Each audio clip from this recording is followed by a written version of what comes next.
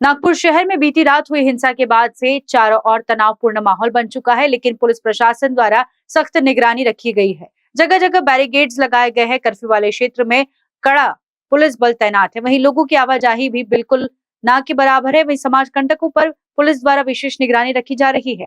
इस बीच नागरिकों से प्रशासन द्वारा अपील की जा रही है कि शांति बनाए रखे। इस बीच नागपुर शहर में दंगे के बाद क्या माहौल है, आइए ग्राउंड जीरो से देखते हैं लाइव तस्वीरें। दोस्तों, कारा न्यूज की टीम पहुंची है महल परिसर में और एग्जैक्ट उस लोकेशन में जहां से इस विवाद की पूरी शुरुआत हुई।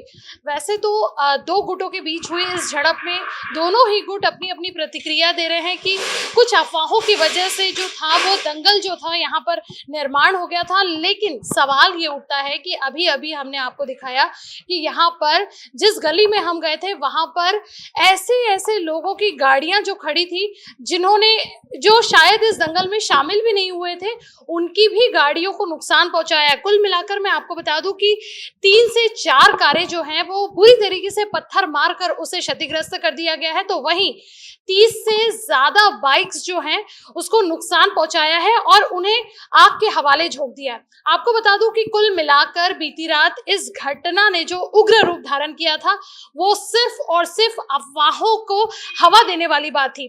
दो गुट आपस में भिड़े, दोनों गुट दोपहर तक शांत भी हो गए थे, लेकिन आखिर क्या वजह थी कि रात में एक बार फिर माहौल ने जो था वो उग्र रूप धारण कर लिया था। और आप मेरे पीछे देख सकते हैं कि कितने सारे पुलिस बल जो है वो कर्फ्यू के समय में जनता को जो है घरों से बाहर नहीं निकलने की हिदायत दे रहे हैं। और मैं आपको बता दूं कि नागपुर शहर में अभी भी 4 से 5 जगह ऐसे हैं जो क्षेत्र अति संवेदनशील होने की वजह से वहां पर लोगों को घर से बाहर नहीं निकलने की नसीहत दी गई है।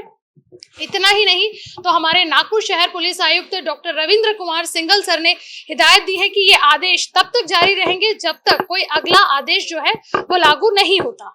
चलिए हम आपको ले चलते हैं अंदर हम आपको बताते हैं कि आगे की क्या स्थिति है।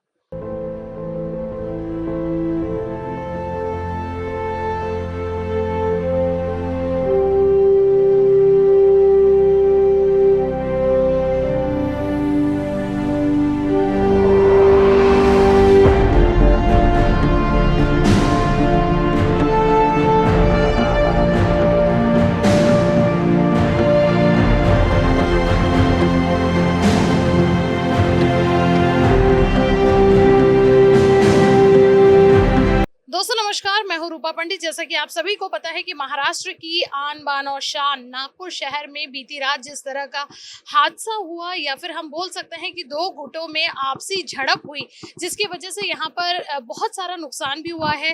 3 कारों को जो है वो जला दी गई है और इतना ही नहीं तो 30 से ज़्यादा बाइक्स जो हैं वो जला दी गई हैं।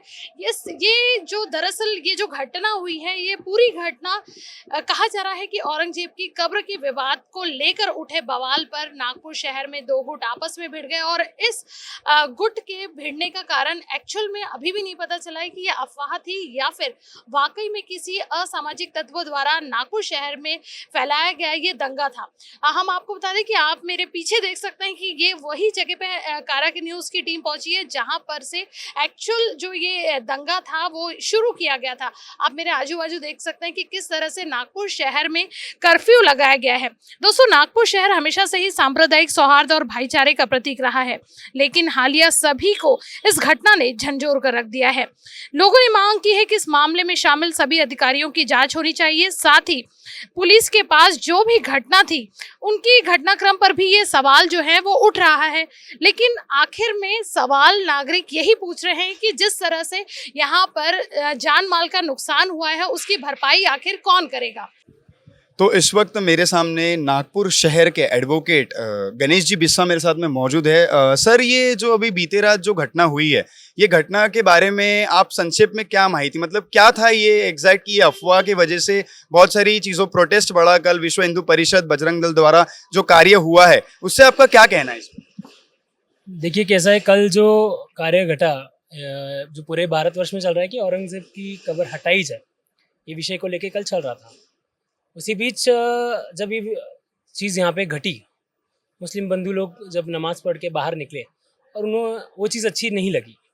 उन्होंने ये मांग करी कि उन्हें अटक करी जाए या फिर उन्हें पकड़ा जाए। ऐसी मांग करते हुए सभी मुस्लिम बंधु लोग जो है वहाँ इकट्ठा हो गए। अब इस बीच जो मुठभेड़ है वो बढ़ गई।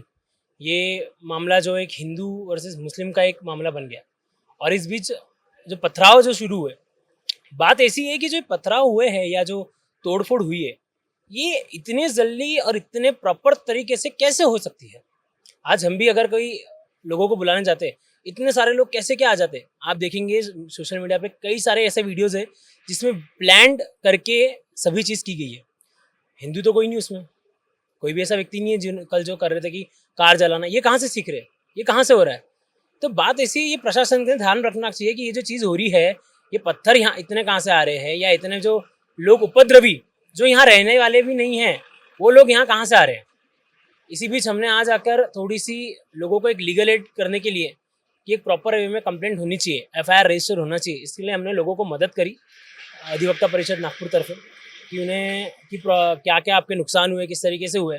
हम हर किसी का, आपने अगर एक वीडियो देखा होगा जिस गली में लोग पत्थर मारते बाहर आ रहे हैं, तो हमने अंदर वीडियो में सभी के प्रॉपर तरीके से कंप्लेंट रजिस्टर करने के लिए उनको लिख के दिया गया।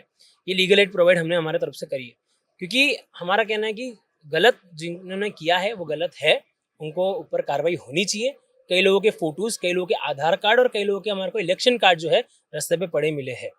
तो ये आप इसका ध्यान रखें, प्रशासन भी थोड़ा इसके लिए ध्यान रखे कि इतना विथ प्लान कैसे इन्होंने किया। और शांततापूर्वक माहौल हर कोई बोल रहा है, तो हमारा नागपुर ये सदैव आगे रहता है और ये चीज़ हमने ध्यान रखना चाहिए कि शांतता बनाए रखें। क्योंकि देखिए आज हर जगह इतना ज़्यादा कर्फ्यू लगने की वजह से बहुत से लोगों का नुकसान भी हो रहा है, तो ये नुकसान ना हो इस चीज़ का हम सभी ने ध्यान रखना चाहिए। बात हिंदू मुस्लिम की नहीं है, बात व्यक्तित्व की है। इस चीज़ का सभी हम ध्यान रखें तो अच्छा रहेगा। और बीते कुछ दिनों में बताया है कि हाल ही में रविंद्र सिंघल जी जो हमारे पुलिस कमिश्नर है, वो नागपुर पुलिस कमिश्नर है, उनका ये कहना है कि पहले जो आंकड़ा था वो 11 उपद्रवियों का था, वो आंकड़ा बढ़ के 70 के आसपास हो चुका है। क्या ये सच बात? ज़रूर, क्योंकि आंकड़ा तो मैं प्रॉपर नहीं बता पाऊंगा कितने हैं, क्योंकि कोई नहीं कह सकता, मॉब में कुछ भी हो सकता है। आप यहाँ पे खड़े बहादुरपुरा में भी इससे कई बदतर हालत हुई है, करीब कोई 8 से 10 गाड़ी लाइन से चली है। हिंदू ही नहीं, मैं वापस कह रहा हूँ, हिंदू ही नहीं, मुसलमानों की भी गाड़ी फोड़ी गई है, जो गलत है। ये उपद्रवी क्यों कर रहे हैं और क्या कारणवश कर रहे हैं, ये ज़रूरी है करना। तो सिंघल साहब भी बहुत अच्छे तरीके से संभाल रहे हैं और मुझे विश्वास है प्रशासन पे। आप देख रहे हैं प्रशासन का इतना प्रॉपर बंदोबस्त होने की वजह से हमारे 4-3 लोगों के अलावा यहाँ और कोई भी नहीं खड़ा है। तो ये कहीं ना कहीं ये सही तरीके से चल रहा है और बस इस पर अगर लोग काम रखेंगे और थोड़ा सा ध्यान रखेंगे तो ये सब चीज़ें भी हट जाएंगी और जल्द से जल्द आज शाम तक हम प्रॉपर अपना काम शुरू कर पाएंगे वापस। नमस्कार, मेरा नाम है रिव्यास और आप देख रहे हैं कारा न्यूज़। बीते गए रात में जो है हमारे महाराष्ट्र की आन बान शान नागपुर शहर में इस वक्त जो स्थिति हालात बने हुए हैं आप सभी लोग देख सकते हैं। हम इसी जगह पर मौजूद है जहां पर वो कल घटना हुई बीते रात 17 मार्च शाम 7:30 बजे, जो दो गुटों के बीच में जो ये हुआ है, वाद विवाद हुए हैं, उसके पीछे में आज पूरे नागपुर शहर में छत्रपति शिवाजी महाराज के चौक पर, जहाँ पर ये पूरा देख सकते हैं, पूरे नागपुर शहर में जो है कर्फ्यू लगा दिया गया है। और कर्फ्यू, अब उसका एक्चुअल रीज़न क्या है और क्या ये अफवाह है या फिर एक इत्तेफाक या फिर एक इम्तिहान, जो भी है सब चीज़ें आप देख सकते हैं सामने में। पुलिस प्रशासन लगातार पूरे सभी नागपुर शहर की तमाम दुकानें, पाँच पावली और गणेश पेट, सभी जितने भी दुकानें हैं पूरे नागपुर शहर की daily needs, each and every दुकानों को जो है प्रतिबंधक लगा दिया है, बंद कर दिया गया है। और जब तक कि दूसरा आदेश नहीं आता तब तक के इस कर्फ्यू को आगे करा जाएगा। आप देख सकते हैं सभी पुलिसकर्मी हमारे मौजूद हैं, हमारे सभी पुलिस वाले यहाँ पर लगातार कर्फ्यू में जुटे हुए हैं। और मुख्यमंत्री देवेंद्र फडणवीस और हमारे जो यूनियन मिनिस्टर है श्री नितिन जी गडकरी, उनके तरफ से एक नागपुर वासियों के लिए बेहतर संदेश आया हुआ है कि किसी भी अफवाहों पर आप विश्वास ना करें और किसी भी सोशल मीडिया पर, चाहे वो कैसे भी वीडियोस हो, वो वायरल होते हुए नज़र आ रहे हैं तो उस पर विश्वास ना करें। और हमारे जो कमिश्नर है, police commissioner, Nagpur police commissioner doctor Ravindra Singhal का भी एक बयान आया है कि अब तक के, जब तक कल शाम तक के लगभग आंकड़ा था 11 उपद्रवियों को पकड़ा गया, लेकिन वो आंकड़ा अब 11 से 70 का बताया जा रहा है और 70 उपद्रवियों को हाल ही में हिरासत में ले लिया गया है और आगे की जांच जारी है। कैमरा पर्सन सचिन जोड़ाबे के साथ हरिव्यास की रिपोर्ट। नए साल का नया धमाका, अगर ये मौका छूट गया तो सिर्फ बचेगा अफसोस। ऐसा मैं इसलिए कह रही हूँ क्योंकि सनशाइन इंफ्रा वर्धा रोड से लगकर मौजा गांव में लॉन्च कर रहा है बम्पर सुविधा पैकेज वाला लैविश लेआउट। वो भी 80% नेशनलाइज्ड बैंक फाइनेंस सुविधा के साथ।